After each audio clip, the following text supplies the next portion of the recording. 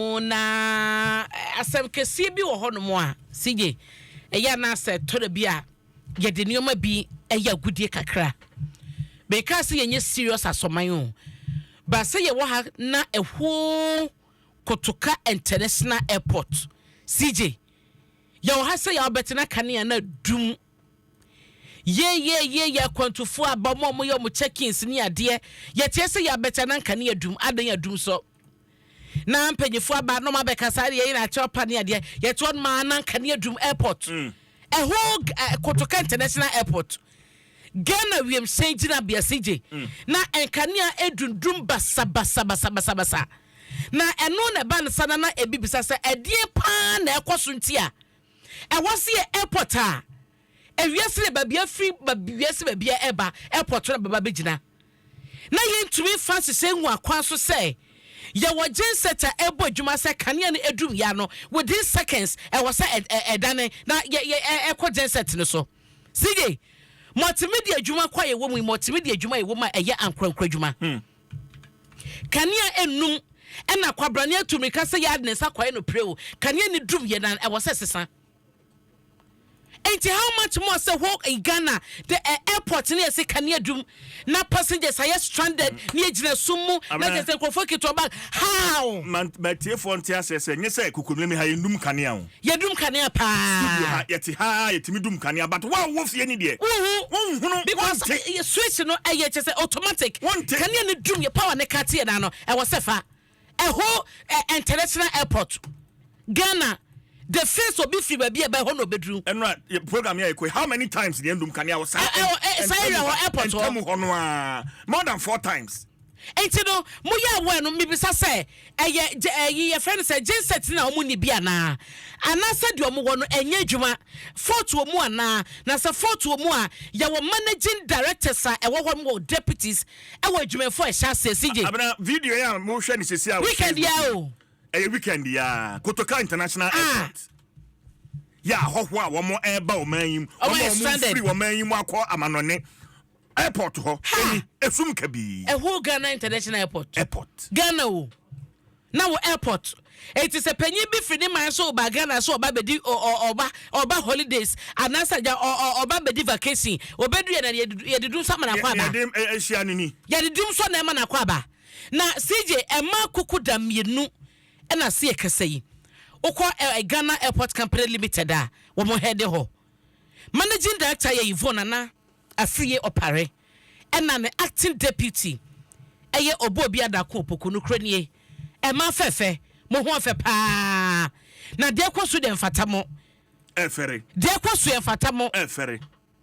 yanim de kwaso say ye bo apare na mo se da dundubu kane na de bibio say yan kane na adu na mo gensa tanya adwuma o say de na kwaso sige wodwe ho a wonte ase but a disgrace and it is sinful say ye tuo na say de obekwaso airport ye tuo mamu na be o de bra Facebook into airport no Kotoka International Airport and na hunu wa ha say no na se edumu kania na was airport affected to this extent more than 5 minutes 10 minutes 15 minutes na kania maya na asoman ye kwaya na se baye na airport we woni adwuma airport ye mo man Ghana woni services at airport render the mayen ediente was here babedru this point to say kania duma na airport kania so adum sikabe na airport eni sikabe no mani eni say yentime enfan kon rectify problem ko a e wo GAC e ho say yedum kania they will not be affected say en kania bedum ho sikabe no mani ni eti e wo leaders a wo e wo ha say e wo leaders a e wo Ghana aye airport honom no mo tumi toto de mama yan kania ne kania bedum 3 second kania dum 3 second kania dum de ben enya posa yan krankra da bi na krankra no ya wa private companies go Ghana obi krobe ko obi fie CJ obi fie keke no light do ne kania no mu asema na woken obi damo light duma ne kania num obi chamber ho self container watim chamber ho kra no o generators nchen a why automatic am friend sample sa switchy edum ya no a pa na dam oh that be CJ de akwaso airport hono no entwa yie airport and that Facebook no any Yesi airport ne fe any senia ehye Ghana nyina ni ama ahodo sofo kra pese won be fa Ghana airport ha yenu no Nigeria for do no ba Ghana ha no abegina airport ha eye video edi tira Nigeria for some Ghana ha ya o mo hwe airport se pa wo asie ene awia de hyen ma de nsa dum so na tom dum so na duru wo na say wi akra no yedum kanea na omedum di ehwo so maye bibia wo hwa o system ni ade no a akwai ti say digital enti no ade bi o mo ye bia no hia kanea na ode aye enti kanea na dum sa no a jumadie kwaso ho bia no hote ebia obi akodru point aye check ni in ebe hote ya computer si eye adwuma ne ade na osewa esa kunkrofo branka ne na dundum sa de sige esa wani na wan so bagi mu ayire o bagi mu a wa hwe na de ya ye ne nyina ye Ghana airport. All right dabi mami obobia odi na na friye we emfata mo se bibi wo ho so na mo frɛ na mpanyefo mfa ma momoden na mo yi yesutire momoden na mo yi yesutire because eyenim guase de mo man Ghana say ya airport yin to be providing kanea na kanea bedum na kanea bedum sha no ye call aviation social center enya airport wa na wo no we to your airport kanea ye dum left right center ye dum left right center ye dum be 4 hours na ekodi wo eho no ye dum kanea more than 4 times na ye dum ne sana eho airport no e wase mo pe bibi edit to machi backup Enfatamo ma fefe monya ho adwuma senkata kwa de mo be babonta be kire de ekoso aseye omfamra na bibi koso ne enkoye na wa ma meka na ya ante ase ne ya hunu na mo ye de tira no na de bia nkrofo twadwo de bia nkrofo kasa airport a eye nim guase sije ba ye enkoye nim na mefa wo enko da bokatam de wo hyase e wo today mu na obeka ye na wo twetwa mu asam kese beto abonten a enam se na 120 days a mampane adi na obu ho akontant sa nkomo no asa ekata sa asem we so pa ne nyina ne se PPP for na HSE in fact I was say independent audit ekoso Progressive People's Party sije asem ne nyina ne se okayewura adubu ahen ya sese ye kese yi wo hwe yoko mukukum na ehwehwemu ekoso sika be $7 million afa ne sase brado wo wodi ne dwuma se National Signals Bureau ekandifo na obebu hu akonta wa be kire se sika na wo ka ho asem no emududo no a ebi ye nkasa dodo no a ebi coordinate opposition party hodmo a wo mo de kwatoto mo niema ekwatoto mo machines mo equipment a wo mo de ebe kenkan aba ye to no eno achi so sika aban sesa kra ba ye na transition bremu sika ekoyo mo de kwato kasa kukudam ema ya ekosi mampade ni edi so ni ade na eno na PPP eche say ye here independent audit when kwa say government institution bi na enkonkoye because asem na papa na dia ban the indictment no indict aban na kasa wote so no it's independent PPP dream tenani ni phone na dem he opani even nana ofori wusu yeah ma ye ne nana ofori wusu entwetwen komo PPP national chairman nana etem kan mo achi me mo wachi o nana bibia bokode nyame na Adom yetem kwam nkutenzi na opposition parties ora kwabena edubu ahen o chede sana sikaya onamdo nti wo twen yoko na me okeka hwin opposition parties 8.3 million nana antina shoyi opposition parties are PPP for waka ho when ya 8.3 million nana one ka ho hwe nche Ghana fi no me ya me chami do me pere wo publish political parties now wo kwaji 8.3 million Ghana cedis they who there that way selective justice bi wo aban wo dwete bi wo wa what my political parties the political PPP has been in existence since 2012. From 2012 to date, we have never ever received a peso from any government, anything up to today. And we are shocked. Yet there, we are still searching for and some are able to mark. Me really see statement on this matter. The statement now me really see, you know, making their opinion in some all kind of blow smoke. In all jurisdictions of the world, equal US, na eka CIA, na equal UK, M16, M15, equal Canada, all secret agencies. What ways and means that what your operation? Are you trying to tell me that the whole Ghana citizens are your woman or seven? Ye ni nyanse bia de mekwakofa me nana ne bank account ana me mame ana me ba me ye ena me di open account de ye operational national security work atibida and in this case in Shishema as a peda and Esha Sefin wow party PPP ni mana nana no yes there should your recommendation there should be a parliamentary oversight probe into the say abandonment ska. Every sika abandonment will be accountable. Nana parliament here the parliament has been implicated. Select committee also one share. They've been implicated in this matter. Allegedly. Careful.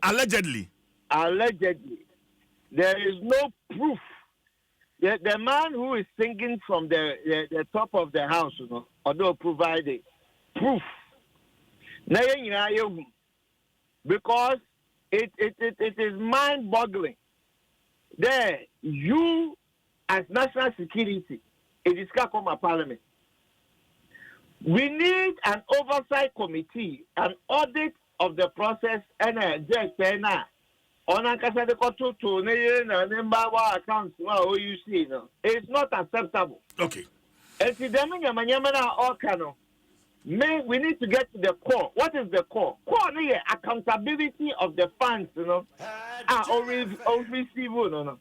We must account for those funds. And he must show proof to it. Will be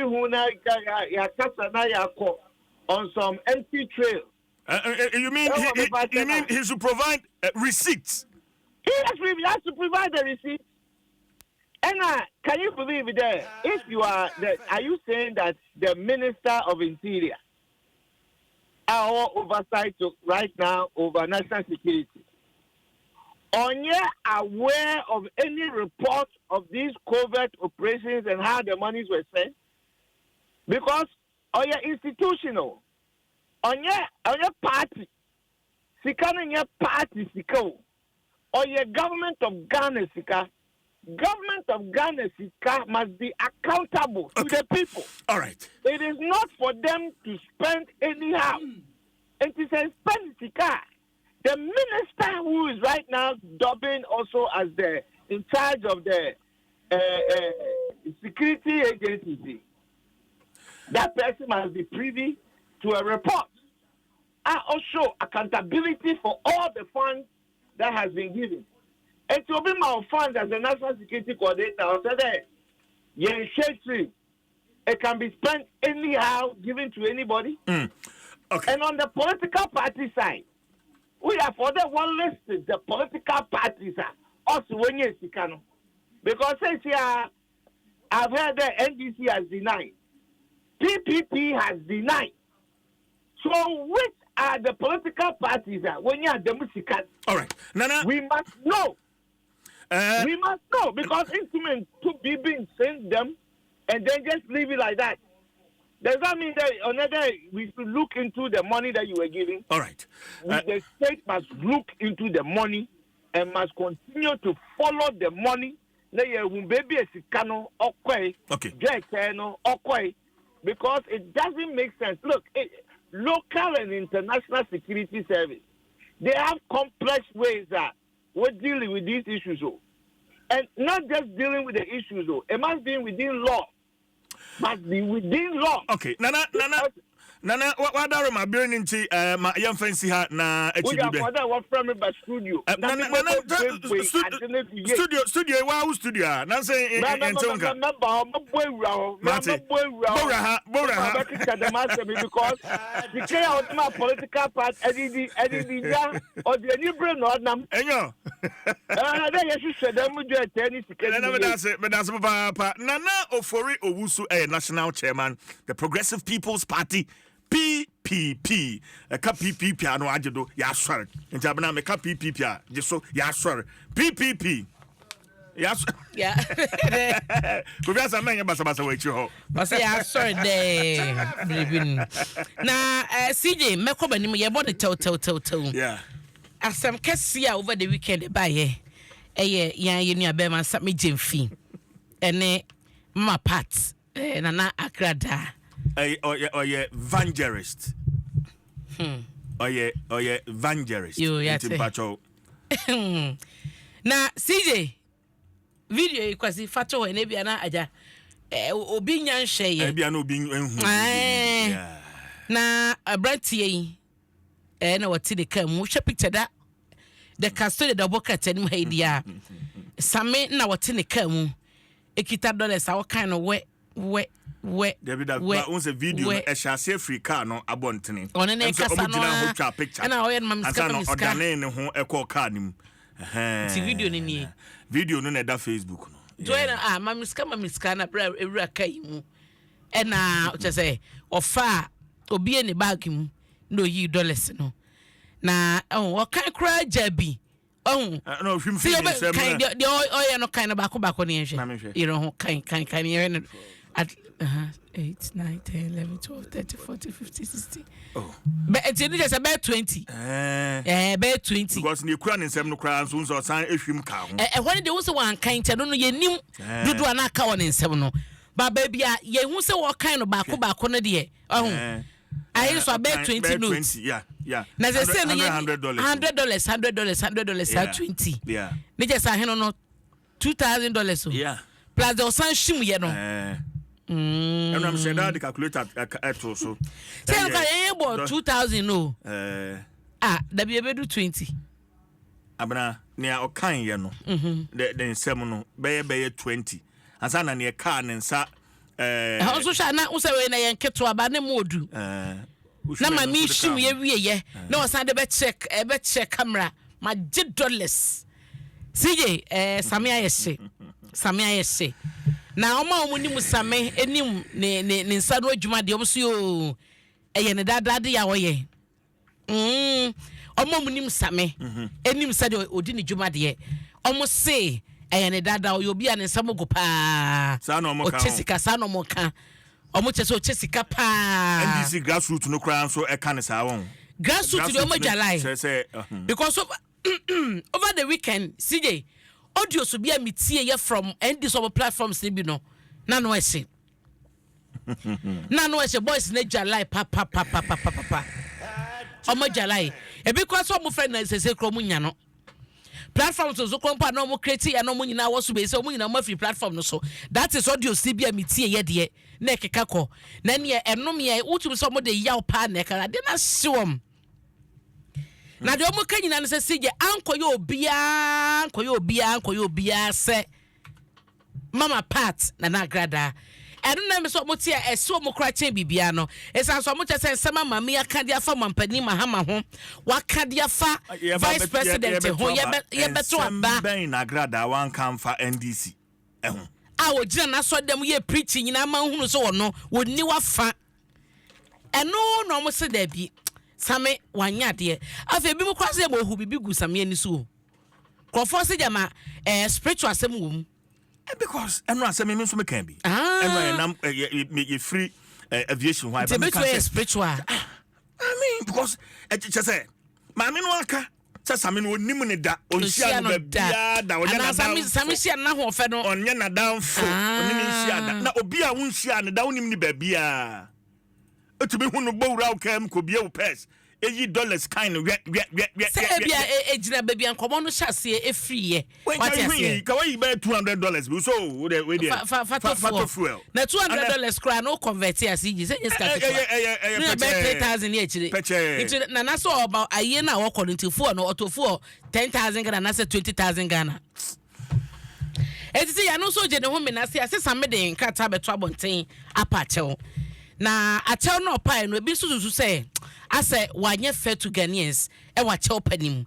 eye nema me no de di kan waka se ono no na wo de ohunu ne se o